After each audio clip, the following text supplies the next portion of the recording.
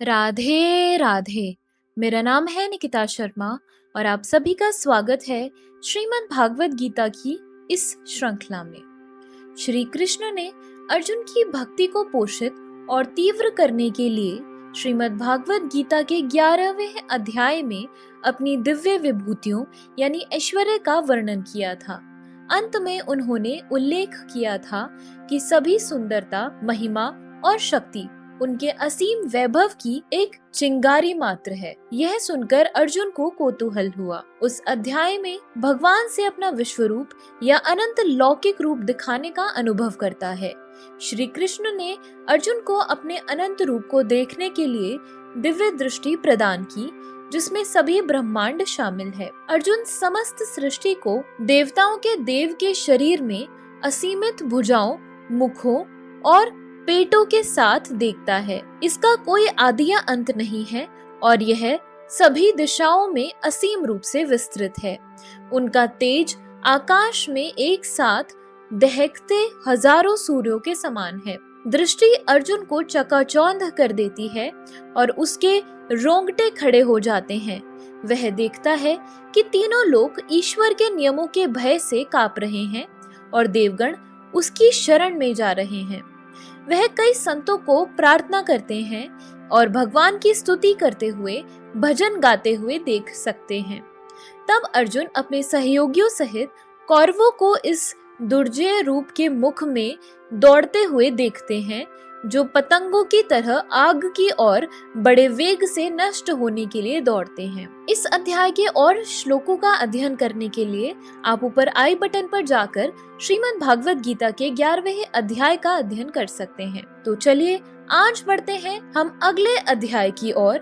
कुछ पुस्तकों में इसे भक्ति योग भी कहा गया है। श्रीमद् भागवत गीता के 12वें अध्याय के पहले श्लोक में अर्जुन कहते हैं, एवं सतत युक्ता ये भक्ता सत्वाम पर्युपासते ये चाप्यक्षरमव्यक्तम तेषाम के योग वित्तमः।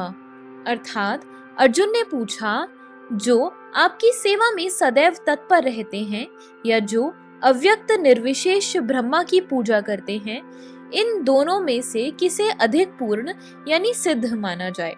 अब तक कृष्ण साकार, निराकार एवं सर्वव्यापकत्व को समझ चुके हैं और सभी प्रकार के भक्तों और योगियों का भी वर्णन कर चुके हैं। सामान्यतः अध्यात्मवादियों को 2 श्रेणियों में विभाजित किया जा सकता है, निर्विशेषवादी तथा सगुणवादी। सगुणवादी भक्त अपनी सारी शक्ति से परमेश्वर की सेवा करता है।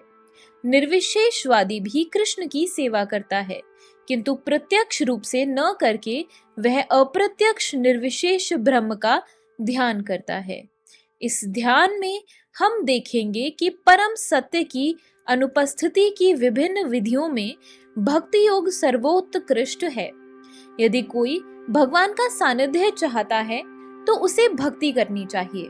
जो लोग भक्ति के द्वारा परमेश्वर की प्रत्यक्ष सेवा करते हैं वे सगुणवादी कहलाते हैं, और जो लोग निर्विशेष ब्रह्म का ध्यान करते हैं वे निर्विशेषवादी कहलाते हैं। यहाँ पर अर्जुन पूछता है कि इन दोनों में से कौन श्रेष्ठ है।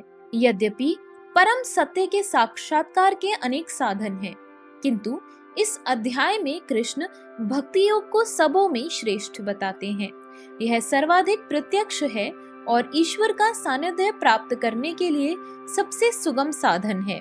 भगवत गीता के 2वें अध्याय में भगवान ने बताया है कि जीव भौतिक शरीर नहीं है, वह आध्यात्मिक स्फुलिंग है और परम सत्य परम पूर्ण है। 7वें अध्याय में उन्होंने जीव को परम पूर्ण का अंश बताते हुए पूर्ण पर ही ध्यान लगाने की सलाह दी है। पुनः 8वें अध्याय में कहा है कि जो मनुष्य भौतिक शरीर का त्याग करते समय कृष्ण का ध्यान करता है वह कृष्ण के धाम को तुरंत चला जाता है। यही नहीं, 6ठे अध्याय के अंत में भगवान स्पष्ट कहते हैं कि योगियों में से जो भी अपने अंतःकरण में निरंतर कृष्ण का चिंतन करता है वही परम सिद्ध माना जाता है। इस प्रकार प्रायः प्रत्येक अध्याय का यही निष्कर्ष है कि मनुष्य को कृष्ण के सगुण रूप के प्रति अनुरक्त होना चाहिए, क्योंकि वही चरम आत्म साक्षात्कार है। इतने पर भी ऐसे लोग हैं जो कृष्ण के साकार रूप के प्रति अनुरक्त नहीं होते। वे दृढ़ता पूर्वक विलग रहते हैं। यहाँ तक कि भगवत गीता की टीका करते हुए भी वे अन्य लोगों को कृष्ण से हटाना चाहते हैं और उनकी सारी भक्ति निर्विशेष ब्रह्म ज्योति की ओर मोड़ते हैं। वे परम सत्य के उस निराकार रूप का ही ध्यान करना श्रेष्ठ मानते हैं जो इंद्रियों की पहुंच के परे है तथा अप्रकट है।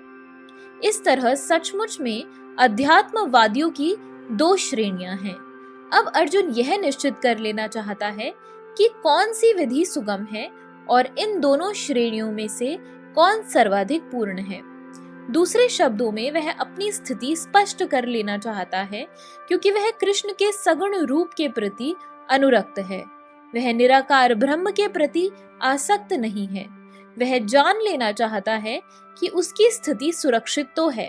निराकार स्वरूप चाहे इस लोक में हो चाहे भगवान के परम लोक में हो, ध्यान के लिए समस्या बना रहता है।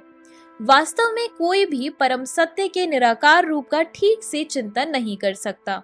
अतः अर्जुन कहना चाहता है कि इस तरह से समय गंवाने से क्या लाभ।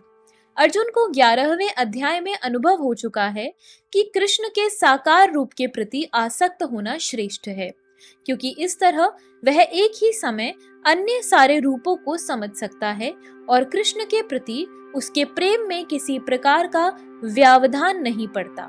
अतः अर्जुन द्वारा कृष्ण से इस महत्वपूर्ण प्रश्न के पूछे जाने से परम सत्य के निराकार तथा साकार स्वरूप को अंत स्पष्ट हो जाएगा, स्वरूपों का अंतर स्पष्ट हो जाएगा।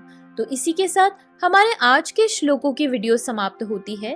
अगर आप सभी लोग श्रीमद् भागवत गीता की इस श्रृंखला में मेरे साथ हैं, तो हमें अपने विचार कमेंट सेक्शन में जरूर बताएं और इस वीडियो को अपने परिवारजनों और मित्रगणों के साथ जरूर शेयर करें, ताकि उनके जीवन में भी इस सुंदर ज्ञान के आगमन के कारण कोई बदलाव आ सके। तो चलिए मिलते हैं अब अगले श्लोकों के साथ एक नई वीडियो में।